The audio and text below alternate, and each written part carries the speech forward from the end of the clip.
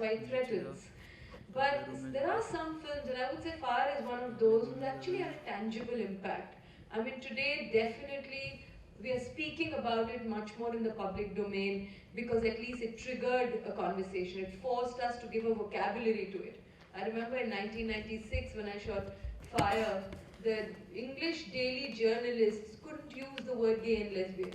They would say, oh, that kind of relationship, or what, how do you feel when you did that? And they fumbled for words.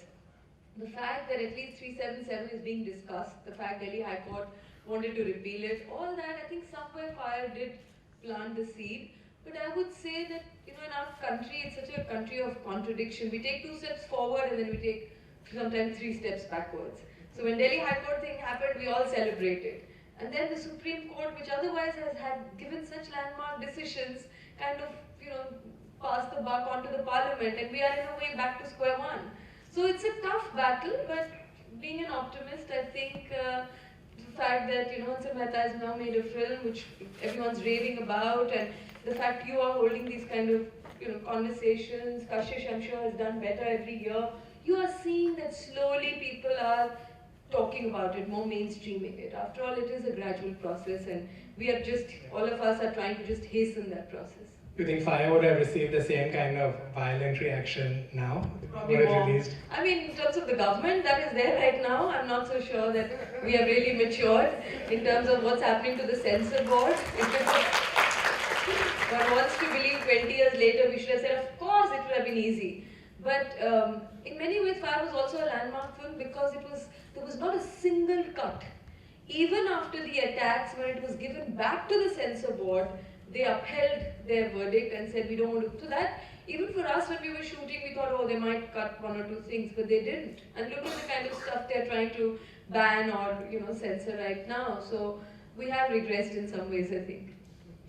Hansal, in this context, right, you made Aligarh in this very context, 20 years after Fire, in these times, based on the life of Professor Siraz, who faced a lot of discrimination because of his sexual orientation. Was it easy making a film about LGBT issues in this particular context? Did you face any challenges? I was surprised, when I shared the story with Apurva, who has written the film. When I shared the story with him, he was excited, but he said, who will make this film? So there was always this question when he was writing. So he would stop writing at times, saying, I don't think anyone is going to make this film. A mainstream studio came, they heard the story and said, we want to make the film. They bankrolled the film instantly, and they've put a lot of faith in the film. They've given me a budget that is, almost close to mainstream, as much as a poor filmmaker will get. So I got that kind of money. I was scared about censors, and the kind of decisions they've been taking, the kind of things our Honorable Chief has been speaking about. I was very worried, but the censors did not ask for a single cut. Wow. Which was really huge. There's one small cut that they asked for was Manoj Bajpayee falling off to sleep in the court. So I'm fighting that cut. I've asked them to revise that cut because it's a very arbitrary cut. They said everything else is, we want to, you misunderstood us. So I don't know what. Is it this censor board, the one this that's one, currently? I came out of a meeting with them yesterday. So this is fresh from the oven. Maybe that's because so much is being, now they're being attacked for so much. And I'm one of those, I'm very vocal. Very vocal, So April 1 for me was Pehla Nyalani Day. So this is the to and fro that you were talking about, right? Just when you feel things are bad, things surprise you, and vice versa. So you are constantly surprised, and as Nadita said, optimism. Yeah. That optimism has allowed us to make Aligarh. The fact that actors like Manoj, actors like Rajkumar are in the film and going all out. They've put in so much effort, done such a lovely job with the film. That gives you a lot of hope. That there's a huge, if there is one detractor, there are 100 supporters. Yeah, and I've read you've actually described Aligarh as not just a gay story, but you said earlier it's actually a human interest story. It's not really an LGBT story, and you don't want to portray it that way.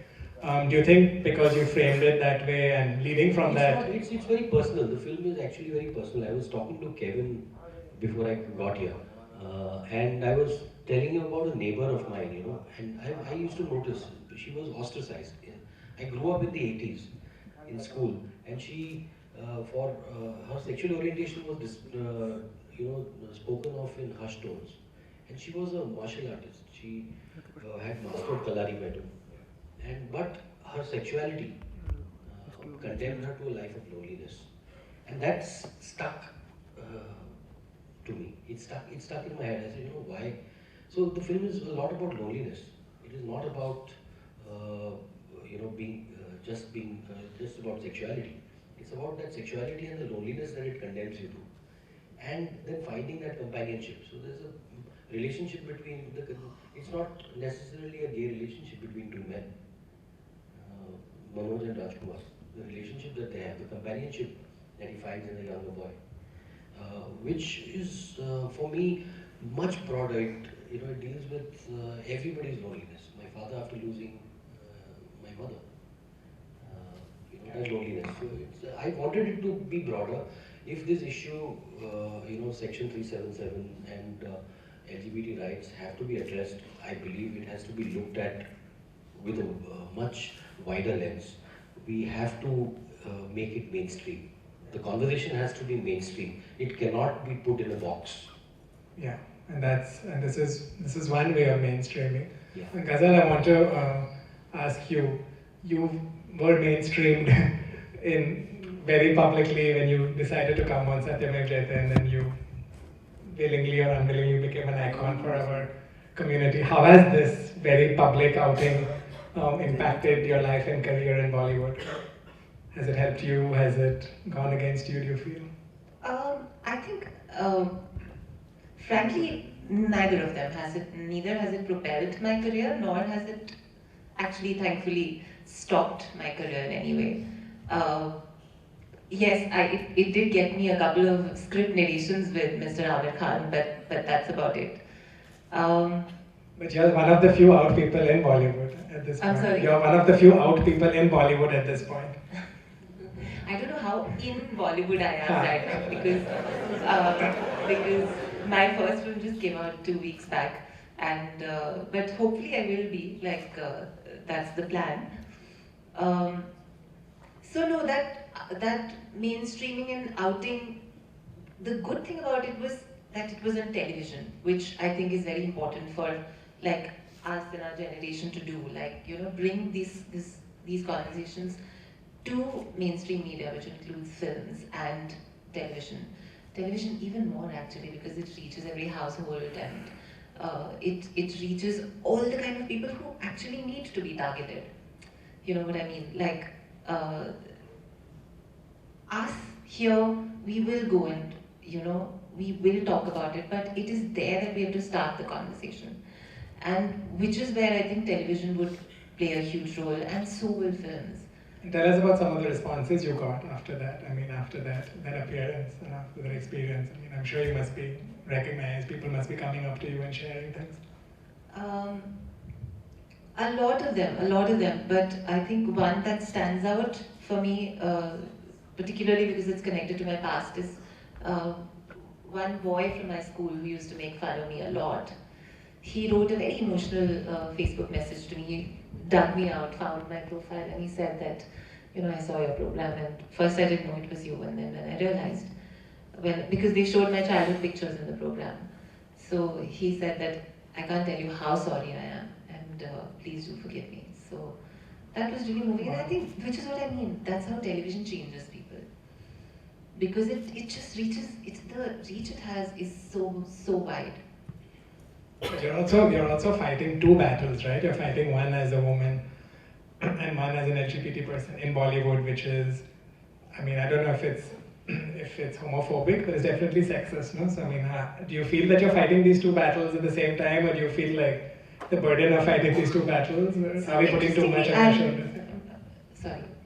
I'm sure Nandita can also add to this, but see, as a person behind the screen, as a writer, I don't face so much sexism really. Yeah.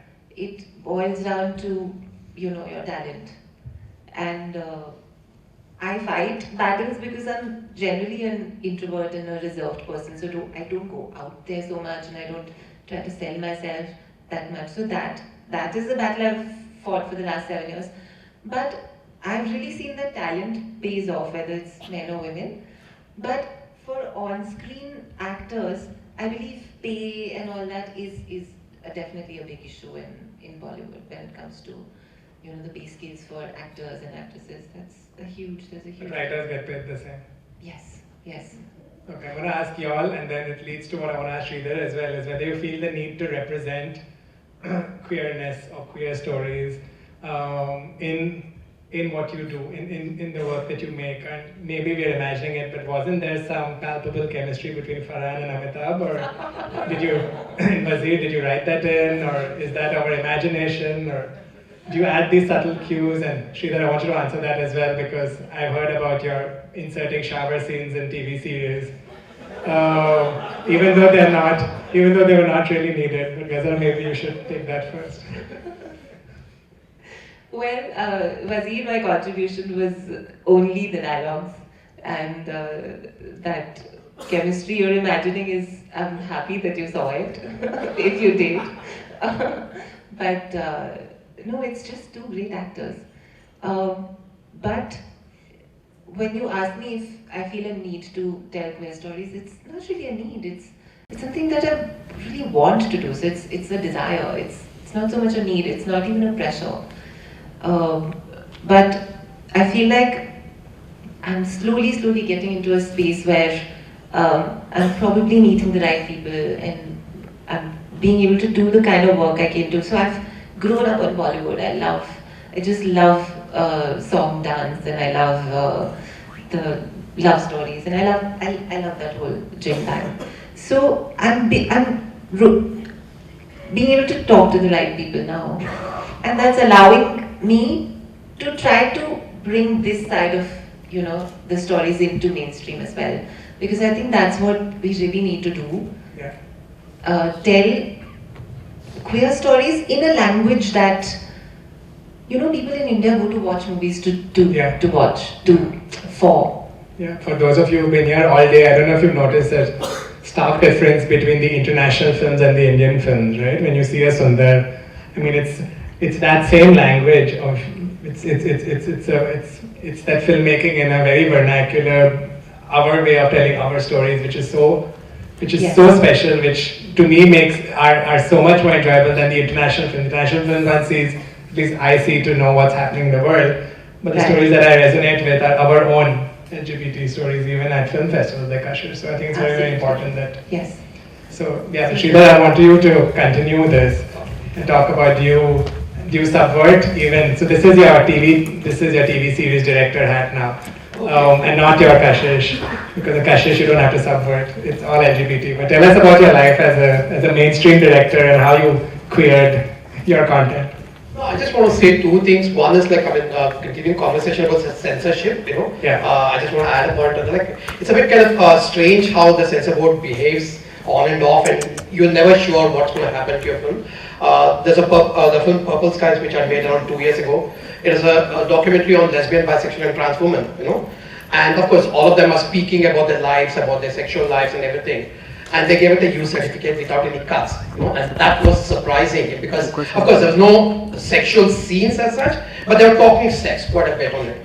And then, the next film, Breaking Free, which is about the human rights violations faced by LGBT people. So a lot of transgender people actually talk about what they faced and how they were gang raped by the police. Okay, and there they said just remove the word gandu.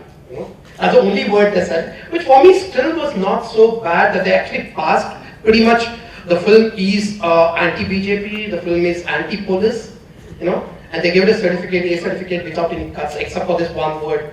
That's the only thing which. You sound like Aam Aadmi Party now. No, for me it's surprising how things somehow I don't understand. So sometimes you just do the best you can do, and then leave it to happen and how it can be taken. just going back into my earlier television career, of course, 1999, you didn't speak about LGBT issues at all. So there are a lot of television episodes which I did, which were basically about two friends, but it's all cloaked. The homoerotism is all cloaked. They were just two friends in a hostel room. And of course, as Parmesh said, they would just go and take a shower and come out of the shower. So that you had a bit of this gay, male gaze happening. And the actors were pretty okay with it. I mean, I don't think they understood my intent at that point of time. I'm not so out. But my friends and all of us didn't understand what the point of the whole thing was. And I think the only thing, like the series called Rishte, where we had pitched. Rishte was about a series of relationship about people, you know.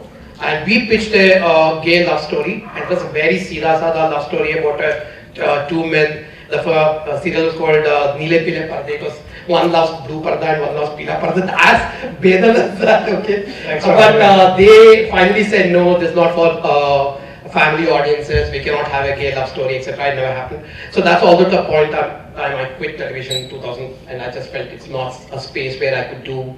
But I think television has grown. There was a serial called Maryada, which pretty much open about our gay relationship, depicted. And even in Jessie, they had a parallel track in Jessie. Yeah, Jessie was a little more humorous take. Maryada was a really good take on to kind of manly-looking gay man, as we call it. You know, so I'm not effeminate, that typical thing. So I think things have changed, but as Nandita also said, like I don't think things have changed drastically enough for the last 20 years. I mean, post-Fire. I mean, it's been a really long time, and I think we should have had more films which are cutting edge, more films which are gay. I mean, one of the things is I think there have been films which had gay themes, but I don't think we have had a single gay film or lesbian film in India which is happy. There's no celebratory film at all. I mean, not even, I would say like very few short films, but no film ever has been celebratory, not a single character has been celebrated. Where would you place those Tana in this? I don't know. Yeah, in that sense fun, but they're not really gay in that sense, you know? Yeah. I'll probably just, I think there was one exception last year, which was, I'm sorry if somebody has not seen the film and it's a spoiler, Angry Indian Goddesses. Angry Indian Goddesses. Yeah, it had a great track and it was very celebratory. The great thing about that film, according to me, was that it really made those characters very relatable. It just normalized them so much that anybody who may never have met a lesbian woman in his life also completely related to them. That was the power of the storytelling, and it was fun. It just engaged you. So. That is the only exception I can think of, but I completely agree with you, Shrika. That's very important. To a certain extent, you know, and also De Ishqiya, if you, I mean, you know, De Ishqiya to me was also very celebratory. But I mean, and I want to take off from that to something that you said earlier, Nandita, right? Because in films like De Ishqiya, Angry Indian Goddesses, you're in a sense conflating a fight for LGBT rights with that of, say, gender and equality at large. And you've always said that you wish that people fought on a platform of just humanity and equal rights without making it LGBT, gender, and so on. I'm just wondering, is that too noble as an idea? Because even within the LGBT movement, you know, there are differences of opinions between, say, gay people, lesbians, transgender, bisexuals. It's hard to come under one umbrella to fight for a larger cause, and then to link that to like larger issues of gender and to say that we're all fighting for one same thing. I mean, do you think this intersectionality is idealistic, or do you think it's really possible? I haven't seen the films that you mentioned. I haven't seen enough films. But broadly, I think it's about creating a sort of a sensitive, compassionate world. I mean, that kind of idealism I'm sure all of us at some level have. It's about somewhere fighting this othering, whatever that may be. It could be a sexual preference, it could be a religion, it could be a caste. Now we are reading about all kinds of things about Dalits, which have existed forever and ever, you know. But as caste Hindus, it's a fact that we don't think about Dalits. It's just, so what do people do when they are in a minority? I mean, I remember when Fire came out and I was invited to various LGBT organizations. It was a journey for me as well. I had intellectually understood it and sort of been this noble person in 1996, but emotionally, I didn't know what it meant. I didn't know how insensitive our society was, because you never talk about something, you don't get to know enough about something. And sometimes I used to have fights with my LGBT friends as well, and I say that, at one level you want to mainstream, at another level you want to create that community and make it sort of a watertight compartment. At the same time, you are part of a larger community. So I think the intersection happens anyways, because all of us have multiple identities. It doesn't mean because you're part of the LGBT community, that's the only identity you have. That identity has taken precedence over other identities because you've been put in a box. Like among all, I'm such a champion of multiple identities, but I think the identity of being a woman has taken precedence over it, not consciously, but because women have been had got the shorter end of the stick, you end up fighting about it. I think the sexism, for instance, in the industry it's subtle, because at our level, no one's going to say, oh, you're a woman, that's why I'm going to do that. It's at subtler level. So when a woman directs a film, I get those innuendos or get those little things where I know that this person wouldn't have said this had this been a male director. Or even saying things like, oh, stop crying about it. You don't use certain terminology when as a director you want something or you complain about something. So I think we are all part of a larger set, and we are all these subsets that do intersect. So all of us do intersect at a class level. The LGBT issue of a certain upper class, of your struggles and situations would be different from somebody on the street. And similarly, maybe if you are a Muslim part of the LGBT community and lower class, maybe there is a different connotation. So I think all of us struggle, and these intersections are bound to be there. And it's okay to be fighting as a community, and it's okay to be taking up each other's causes. And that's why at some level I don't think of myself as a straight person versus a gay person or whatever. That's why it's also a human issue. I mean, if it's like injustice anywhere is, injustice everywhere. It's a overarching philosophy, value that you adhere to. So your issue is as much as my issue. It's not your issue. I'm on your side in a way, right? So we have to think who is the us and who is the them. So it's, I don't know. It comes back to what you were saying earlier, Hansel, right? About Aligarh in that sense of you finding that commonality. Tell us about those, because at least in Professor Siras's story, it is that. It is about class, it is about religion, it is about education. It's about all these different kind of otherings that happen. How have you packaged it? Well, you must see the film. Yeah. I cannot give away too much. It's releasing next month, and I wanted to make money so that we can make more. So we can make more films like this. Yeah. It's very important. The film needs to be supported, and for that, I mean, it's not a charity drive. It's a feature film. It's a mainstream feature film made by somebody who's been part of the mainstream. So it's in that sense, a middle of the road film. There's humor. The character is very lovable. I had never met Professor Siras. There are only 2 video recordings of him. Yeah. So I did not want to imitate the character that I saw on YouTube. So this is Manoj Bajpayee's own interpretation of Apurva Asrani's script. So Apurva's own life of living in a homophobic world has somewhere been transposed into the script. It's his personal experiences as a homosexual man and living in a homophobic family and society. So those experiences have been translated. Siras is the medium. Professor Siras for us is the medium to make this film, to make an important film about not putting people into boxes. And Siras, the way we saw it was he was a reluctant fighter. He was not this, activist, somebody who went out and said, I will fight for your my previous work as well. Your filmography as such is, that might be a common theme that runs through. Most of the time, reluctant fighters, society somewhere pushes you and you are forced to fight. Here, Siras had people fighting for him. And he wanted to just listen to Lata Mangeshkar.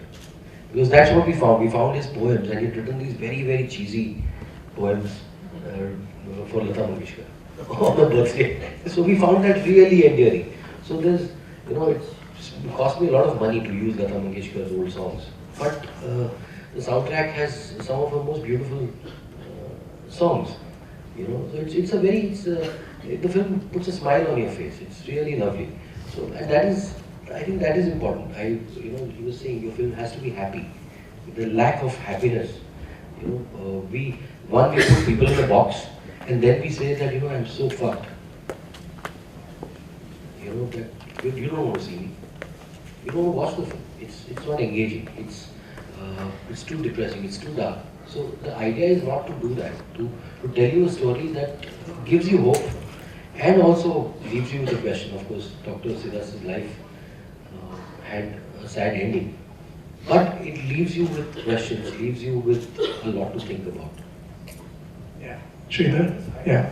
No, I think it's also because like there's so few representations and so few films. I think the community is also kind of extra eager, extra demanding of the characters which are available. So sometimes I think a lot of us also put a very harsh glare. I mean, I know personally I've done that with Karan Johar's films, which I feel are very threatening because they're hardly representative of anything negative.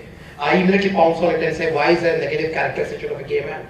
But they do exist. I mean, bad gay men are there, good gay men are there. I mean, there's diversity in the kind of expressions people are. But the thing is, I think a lot of us expect a lot because there's so little. I mean, I think that's one of the things I just want to say, which puts a burden on the filmmakers, and the writers of mainstream cinema to one is like, kind of really make the story heard to a larger audience, but also see how politically correct they are with the community. And that's not an easy balance to. Luckily, I had a gay writer. I had a transgender director of photography, Satya. So, they were constantly correcting me if I was getting homophobic. Because, many times you realize that you live in this society and you've been conditioned. So you don't realize that you're homophobic or that you're insensitive. You say things and then you say, shit, did I say this? So that correctional facility was around me all the time. Constantly reminding you that, you are perhaps not seeing it the right way. I mean, the experience taught me much more than just, making this feature film. It brought me closer to so many of my friends with whom I might have been homophobic at some stage in my life.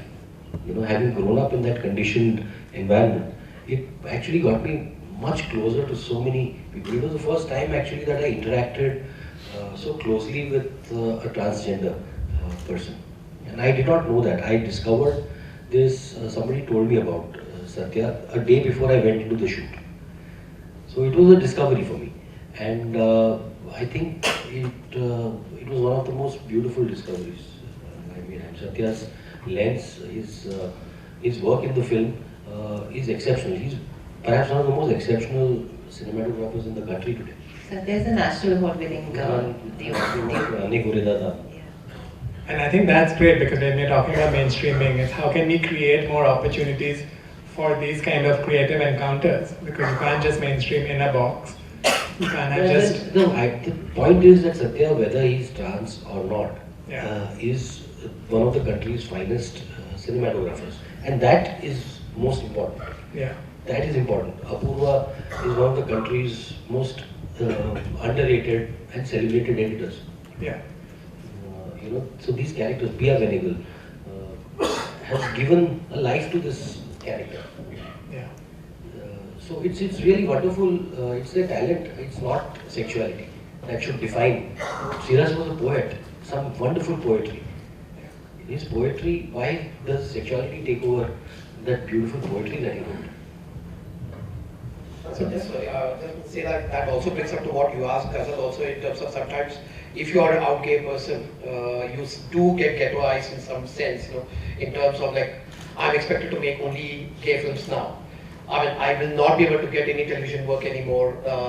I don't think even when I went to Percept with a straight romance, they said, why don't you make this guy gay and the film works fantastically as a gay romance, And when I made that, the film was shelved anyway. So, what I'm saying is, it does kind of, so that's something I think a lot of us who work in the out people also would have to sometimes be aware of, that it could be possible that you're expected to do. I mean, you might be expected to write. I want to ask Nandita that actually. I'm asked to make gay films now. I have 3 offers to make gay films. Well, welcome to our world. Yeah, But Nandita, I want to ask you because Fire was your first film. Did you just get lesbian characters after that? How did it work? Well, every interview in the beginning I was asked, are you really a lesbian? And it's like, I said, yeah, I've got like 2 horns. Or they would tell me, can you show me a lesbian? So, we, in that sense, we have come a long way. But just taking from what Shiva said about being harsh, the harsh glare, because there are so few.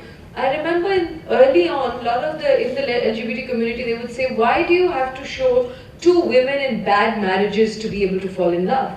And it was a valid question. Then why do we have to show this miserable situation only then as if we can justify that 2 women can? But what it did was, it was a gentler entry into this conditioned, homophobic, hardcore hetero kind of a world that was being portrayed. So there were people who would come and say, well, one could kind of understand because they had such a bad relationship.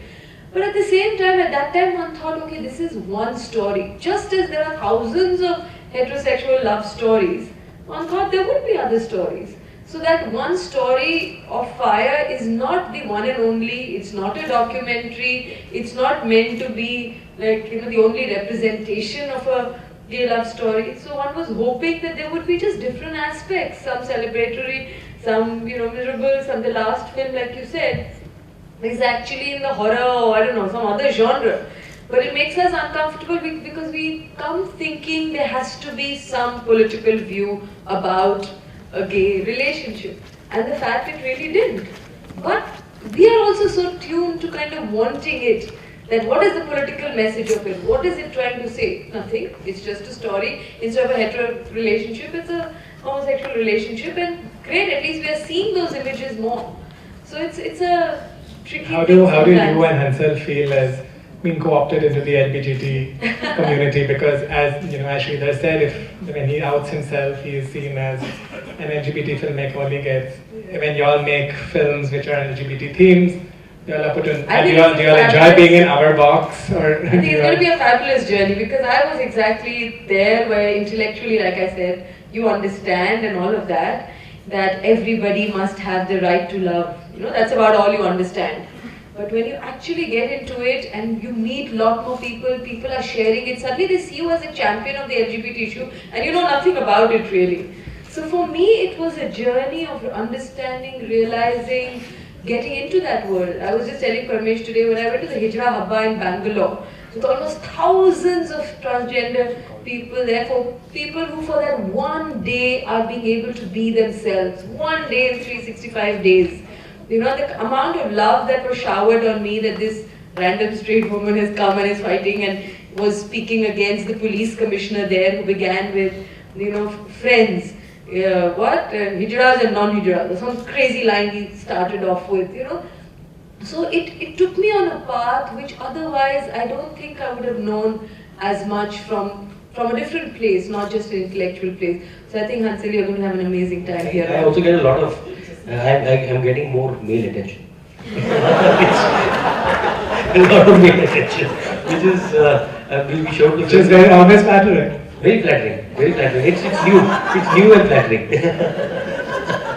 And we showed the film in the London Film Festival, so there was a huge turnout and they took me to a party. I did not, a lot of these guys said, you have to come with us, you have to come with us. We went to this major AC, and I was perhaps the only straight man. It's a little pause before the major, But I had such a blast. So I'm actually enjoying it right now. I'm really enjoying that attention. And Manoj is getting some attention. I'm getting more attention than him. He's playing a slightly older man. So the older man is actually getting more attention than the man who's playing the older man. Yeah. And I want to open it up with that to all of you. I mean, we've had this conversation. We have things like Kashish, which have grown so much. We're all making efforts, whether in TV, whether in film. Where do you see this mainstreaming or this intersectionality between LGBT cinema, television, media going over the next few years? I mean, what path do you see us going on? Do you see us going on some kind of American path? Do you see us charting our own path? In fact, with all due respect to people on the panel, but I just, as I said, also I think mainstream cinema has really taken two slow. And I actually, right now, I think one of the reasons we started Kashish also was because I think we feel that like short films and documentaries and independent cinema possibly is looking at LGBT issues a lot more with a lot more empathy and a lot more completeness, in many ways, and a lot more perhaps fulfilling ways for the community in that sense, So I think that's one of the reasons we started Kashish, to have a platform for these films, which otherwise do not get really shown in the mainstream spaces, and that I think has been good. I mean, as I shared, like the first year we had 25 Indian films, LGBT films, and last year we received around 60 Indian LGBT film submissions, Not all were the good, that's the tragedy of it, we need to make better cinema in terms of LGBT. But there's a growing number of filmmakers who are making films on LGBT. All from the only problem is they do not have enough resources, they do not have enough support structure to do that, So one of the things I think Kashish would look upon is actually providing resources in terms of camera and editing and stuff like that. We also, I think this year we're going to announce a film fund to support filmmakers, at least with some small grant, So that I think we are hoping that would actually, the alternative or the ultra alternative will become the mainstream in some sense as we go along. Excellent, Nandita.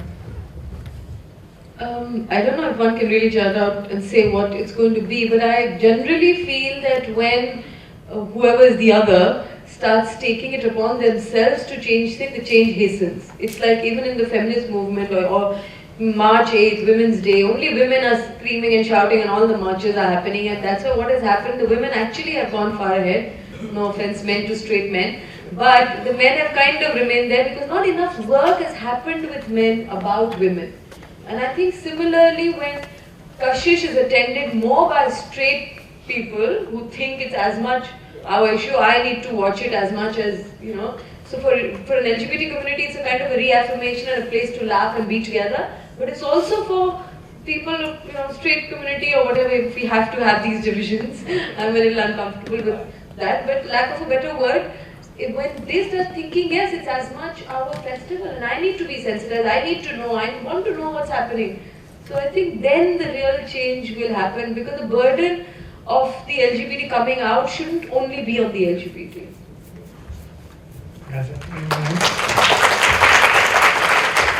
I just want to quickly say that, I as a 16-year-old teenager went to watch Fire. I know, I'm very old. No. You were pretty young back then, so are you now. But 20 years old. I lost my train of thought. She was beautiful then, she's beautiful now. Yes. Okay. I can't say Your point, Okay, my point was that I went to see it in a dilapidated theatre in Patiala with my father. And it was, I can't tell you how important that film was for me, and which I know I know for a lot of people, your film will be, Hansal. It was really a cathartic experience to see characters whose inner world was similar to mine, and that's so important. It's so important to have that narrative. It's so important to have, and I'm glad that even if there are very few, people like you are still taking the courage to do that. However, I do think that some steps have been taken back as well, because I don't know if today Patiala will screen Fire. I also know that last year, from a very regular film like Dam Laga Ke Haisha, they removed the word lesbian. That was the only word that was cut out. Yes. Only lesbian. So There should have been an uproar about that. There was a little bit of uproar. we have taken many steps back as well. But here's what I wish we would do, and I intend to do is, see, cinema reflects society, but then there also has to be cinema which kind of makes the society reflect itself. Correct. And that's the kind of cinema which I would love for us to make, where, gay and lesbian characters are not just in films where they're just mocked at. They're an integral part of an entertaining film, which is, a rom-com maybe about two gay characters, or a murder mystery where, one boyfriend has lost his other boyfriend. Something like that, which is just, that's how you will normalize you know, these narratives. Just like Nandita, you said that Five was one story. And that was one way of just that these stories are out there. No need for political message, no need for a burden of saying something significant. Just tell their stories, and that's it. There's a film called Mumbai Police, a Malayalam film, okay, in which this cop, Prithviraj is a cop, gorgeous, and he has kind of he loses his memory, In the past, he was a gay guy, kind of thing, before he had this accident and stuff like that. And it's very cool. He had this, he was a gay guy, he was in love with somebody, and then he goes into some shootout and he actually loses his memory, and then comes back and doesn't know that he had a gay life before. And this stuff is so cool. I like that way it's dealt with, as you say, it's a typical, what do you call, action film. And he happened to be a gay guy in the film, Prithviraj. Like, awesome. There was a film that I saw, which I always felt, there was a film called Bound, by the Wachowski brothers. That was a thriller, out and out thriller about two women. The neighborhood, major lust between two women. And they just want to run away. One of them is married to this horrible man. And they just want to run away. So it's a massive thriller. It's very, very engaging, and what an amazing film. And I always saw that, I said, it never mattered to me that were they straight, were they gay. It was a thriller. And somebody remade that film in India and made the two characters heterosexual. It was a man and a woman. and they remade that film. It was ridiculous with Malika Sherawat. So, even if we had sincerely remade that film, it would have worked. Can I just add, I think what Ghazal said is a very important point of just being able to see those images and normalizing it. Like even for women's issues, they say that you have to have women-oriented film. Because I have this reputation of doing all these gender films and women films, they often ask, come with me, this is a woman-oriented film. And usually it's very sort of in your face, and at the end she kills the villain and those kind of really horrible stories. But just to see sensible, strong, mind of their own, loving, nurturing, or with all the complexities, vulnerabilities, strength, those kind of women in every film would be interesting. My first directorial film was Firak, and they said, how come you didn't make a women-oriented film? Now I'm doing a film on Manto, who's man, writer, like why aren't you doing a women? So we don't have to have that in the center of everything. It's more important that you just have them more and in a true representative with its diversity. And like you said, there could be a good gay guy, there could be a bad, there could be a cop, there could be a hairdresser, there could be a whatever, a waiter, a friend, a corporate, or whatever. Just to be able to see their presence as it's in society. And I think that is what is lacking, especially in our mainstream. And but with people like you all in the mainstream, I'm sure it's going to change. Yeah, so that presence is important. I'm glad all of you are present here on this panel, and I'm glad all of you are present here in this audience. One way you can make your presence count is by asking wonderful, meaningful questions. The way to do it is not to bully you or anything. Make your questions short and succinct. Let them not be paragraphs, let them be genuine questions. And with that, he raises his hand first. I'm the wonderful pink shirt here. Hi, thank you so much for this wonderful session. And my name is Pranav and I'm a law student from Calcutta. So I have one question. Right after the Supreme Court judgment in Suresh Kumar Kaushal, we had the Dansa judgment, which said that the only tenet that the Constitution recognizes is inclusivity. Now, how do we sort of reconcile these two judgments?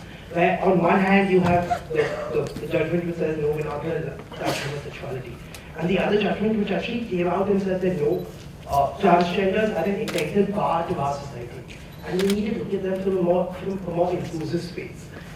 Which brings me to my just a very short one more question.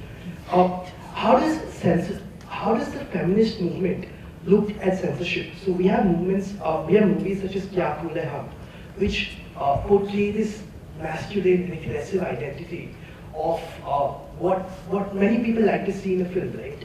But at the end of the day, it's still retrograde. So is that, as you mentioned, is that a step backwards? How should we deal with stuff like this?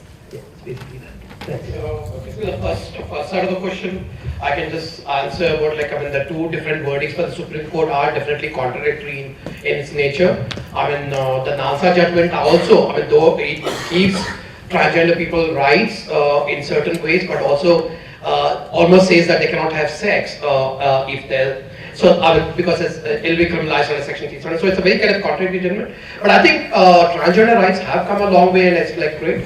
And I don't know what the question was about where we stand. Basically, right now the Curity petition stands in the Supreme Court, and it should be heard very soon. We are actually Shashi Tharoor's bill was not put up in the Parliament, which actually in a way may be a blessing in disguise. That's what we were discussing yesterday at the meeting. Because now the Supreme Court actually put the ball back to the Parliament, and now Parliament has not taken that up. So now actually we can say that since the Parliament not doing anything, Supreme Court has to do something, and so it gives us more weightage in terms of pushing for the Curity petition faster. So that is something we had actually meeting yesterday called the Flair Political. So that's something which interesting which has come up. So that's one thing. I don't know about the feminist film and censorship. You want to say anything about it? I don't know enough about it. I don't know what feminist film. Do we really have feminist films? Because often when it's women oriented, I can give you one example, Dirty Pictures. When there is a film with a woman protagonist, it doesn't become a feminist film. In many ways for me, Dirty Pictures was an offensive film because whatever the director was saying was being done to this particular character based on Silk Smitha's life, which was a tragedy. By the end of it, you don't feel any tragedy. You, in fact, as a filmmaker, I don't know who the director was, but Milan Luthri. Right, but I felt like he was doing exactly that to the actress or to the character in the film. It completely defeated its purpose, and yet it was touted as a women-oriented, as a feminist film. So I think we sometimes use the word very loosely, and that's why we should be pushing for what Ghazal started off with, is to just seeing more correct and interesting and varied and diverse representation. So I think we really truly have very few what we can call a feminist films, and we are not even wanting that. More than these kind of things that further push you in a corner and kind of label you, as opposed to that, we just have too much of we are homogenizing films. That is a greater danger. We are not allowing diverse stories really to come out. And yeah, kya cool, whatever, I don't even know the name of the film properly, but I'm assuming it's a sort of from what the poster looks like. The good news is that, audiences reject things that don't work. Like Kya Cool Hai Hum has been rejected by the audience. Oh, has it? Yeah, it failed. Everyone thought that the film is going to work. What certificate did it get? It got an A certificate with some 80 cuts or something. But it did not succeed. Everybody thought that this regressive nonsense is going to actually make money, and that is the sad thing. That it's a telling state of our world that our audiences are actually flocking to watch such regressive. But haven't such films also worked, like Masti and I don't know? They have, but this film did not work. And Airlift, a film like Airlift has done 2 or 3 times the business. So I was quite happy yesterday actually to know that the audiences do reject films like that. And I think that censorship, it's within us. The censor board has no right to exist in any case. It has no right to exist. It is ours. Our sensibilities and our should be shaped by us, and we have to select what we want to see, what we don't want to see. I was watching Shahid, my previous film, on Netflix, and I was shocked to see how much has been cut. Yeah, in Netflix. Netflix also is showing a censored version, and so much of the film is cut. I sent out an email to them. It was disgusting that the film had to be censored. If somebody cannot, it's not appropriate for me to watch the film, I will not watch the film. I am not going to go and watch Kya Cool Hai Hum. So I think it's more about us as a society. And cinema also, like you said, feminism. I think there's nothing like feminist cinema. People tell me that I make my cinema is a cinema of resistance. I don't even know what that means. I just make movies. I'm trying to engage an audience in the stories that I'm telling. And if those stories draw your attention to an important issue, then it's a bonus. See, in very short, you asked how do we deal with films like Kya Bhule Hum? We can't. Kya Bhule Hum will be dealt with by another film, which Airlift did yesterday, and Kya Bhule Hum didn't work. So that's all. We just, the good people around have to get together and make good films. Can I just add that it's okay to even like Kya Bhule Hum? Yeah, it is. I enjoyed It the is. film. Absolutely. As someone who really likes Tushar Kapoor doing comedy roles, I mean, Are you excited about Masti Zade I'm next trying week? to see Sunny Leone in the other role, I'm trying to see. And Tushar Kapoor in the same movie. I found the trailer very funny, and I tweeted. I got trolled for it.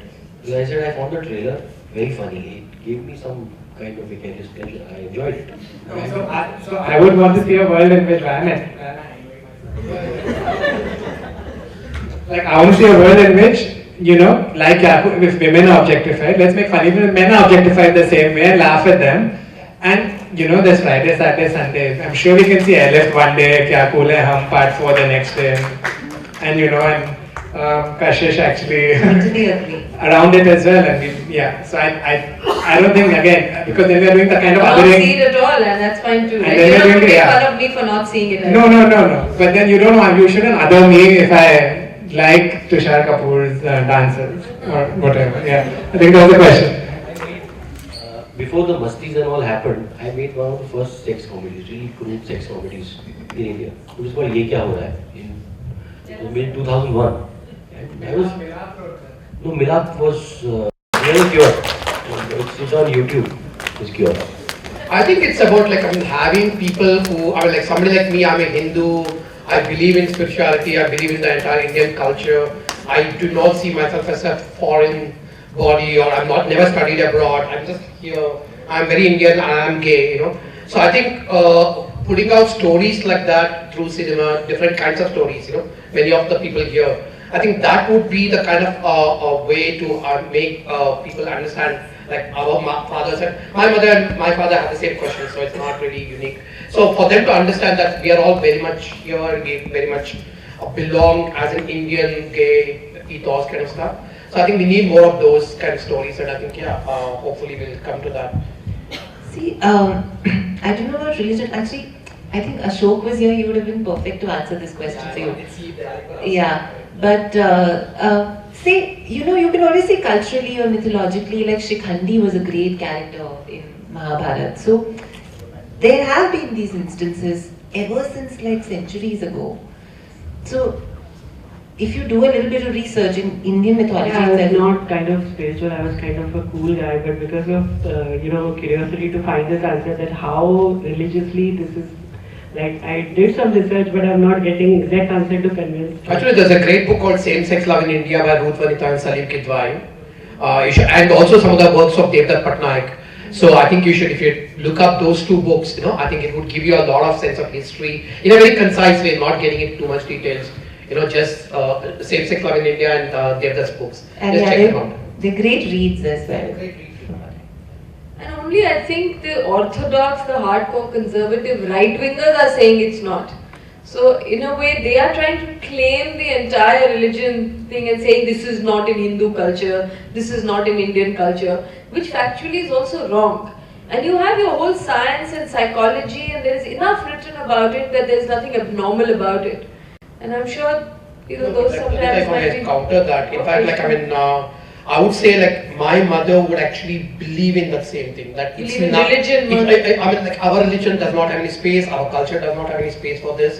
And for me to convince her, and she almost thinks that a lot of mothers would think that moving from home, moving to a city like Bombay, being corrupted by the influences of Western influences which come in. Oh, yeah, So yeah. that is very difficult for us to convince. And if I give this example of Shikhandi or even the love affair between Krishna and Arjuna, my mother says that you're twisting mythology and you're twisting religion to suit your own needs, and you're reading into it, which is something which constantly But I'm sure it is there in the scriptures, and it's an interesting point. Maybe somebody should document it and create a manual so that we can show it to our whatever respective mothers. So the pressure is actually not so much on being anti-religion. A lot of, again, done enough research on this. A lot of people say, according to our religion and culture, you have to fulfill your obligations, which is go through 4 stages, etc., of which marriage is one. So the pressure really in Indian society is not so much as, it's not that if you are LGBT or T, you will lose a link with God because of some guilt or whatever, right? It's just that you will not fulfill these things, and then it always comes back to what will people say. So I think they use religion as a placeholder for what will people say, what will society think, etc. And here, screening films like Vaibhav's, if you saw in the morning, or Rohan's films, etc., which are in a language which deal about parents and how they accept their children, or just showing them the Amir Khan episode of Satyamev Jayate, the full episode, which talks about essentially parents accepting their children for who they are. I think will go way more than any kind of intellectual discussion you may want to have. There's a question there, and then there's a hand up here. Yeah, with that. Yeah, hi, my name is Rahul. There are too many questions around, so I will try to process it. So first thing, while coming for the event, I just told my friends that I'm going for a film festival. So they just asked you what kind of film festival. So I said it's about queer cinema. So they were asking why you always like categorize some cinema as queer cinema. And then there have been, as Nandita and Ghazal and Sridhar were talking about, saying that it's about inclusiveness and we should not categorize movies on the basis of queerness. So it's just a request to Sridhar and Parmesh that again it says best of Kashish, a spotlight on queer cinema. Instead, the boys, which is spectacular, everything's spectacular here. So clap, eat, come back. Thank you so much, Nandita, for joining us. Thank you so much. You did a great job. Thank you so much, Hansal, for accepting the invitation. भाई ये लगेगी ना भाई And for being a great coordinator. Thanks for being awesome.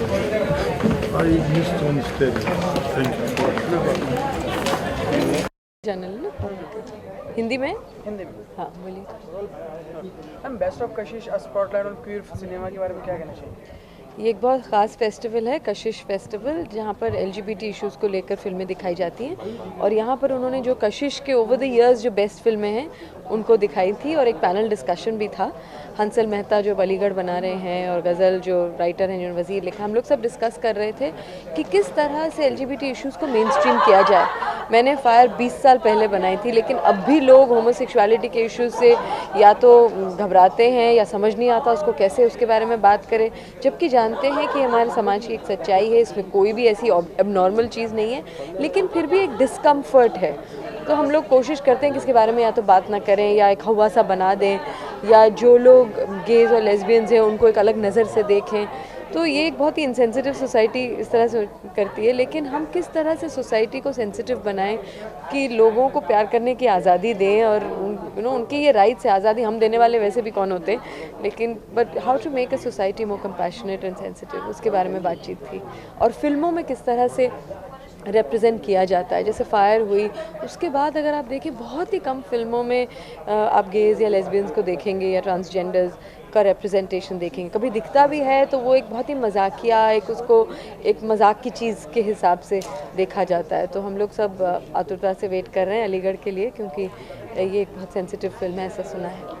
कितनी खुश है आप क्योंकि इतने सारे लोग अवेयर हो रहे हैं और समझ पा रहे हैं इन फीलिंग्स को, लोगों को समझ पा रहे हैं, और जो पहले का परसेप्शन था वो बहुत कम हो गया है। तो देखिए फायर से ये तो ज़रूर हुआ है कि लोगों ने इसके बारे में बातचीत करना ज़्यादा कर दिया है। अब ऐसे गे लेस्बियन सुन के कोई ऐसा हुआ सा उस हद तक नहीं है, लेकिन फिर भी उतना नहीं हुआ जितना होना चाहिए।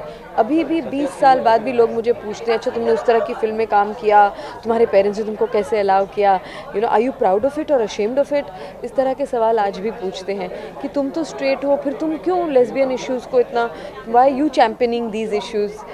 तो हम सबका एक दूसरे का इशू हमारा इशू है, ये सोसाइटी का इशू है, तो ये इतना मेरा इशू है जितना कि उनका या आपका या किसी का भी। So I always champion. Thank you. Sir जानना चाहेंगे कि best of Kashish spotlight on queer cinema के मतलब ये आज इवेंट हुआ, इसके बारे में क्या कहना चाहेंगे आप? नहीं, ये इवेंट मैं हर साल इनके अलग अलग इवेंट्स में आता हूँ, और मैं मानता हूँ कि ये मुंबई के कैलेंडर में बहुत महत्वपूर्ण दिन है, क्योंकि ये एक ही ऑर्गेनाइजेशन है और एक ही फेस्टिवल है जो LGBT सिनेमा पर ख़ास एम्फोसिस देता है। और कम्युनिटी को साथ में बिठा के अच्छा सिनेमा दिखाने का मौका मिलता है इसमें। सर आपने Shahid directed by you sir इसको बनाने के बाद अलीगढ़ का जैसा सेंसिटिव और ज़्यादा सेंसिटिव टॉपिक आपने लिया तो एक बड़ा दारोमदार आपने बड़ी जिम्मेदारी ली है और कितना ज़रूरी है सर ऐसी फिल्मों को बनाना या मैंने कोई जिम्मेदारी नहीं ली है। मुझे तो कहानी अच्छी लगी थी। मैं अलीगढ़ की कहानी से आकर्षित हुआ था और मैंने उस कहानी को कहने का सोचा। मैं कभी ये नहीं सोचता हूँ कि अच्छा जिम्मेदारी है या मतलब कोई बहुत सेंसिटिव टॉपिक है या इश्यू है, वो सोच के इंसान फिल्म नहीं बना सकता। सर आपके आने वाले प्रोजेक्ट्स और क्या क्या होंगे?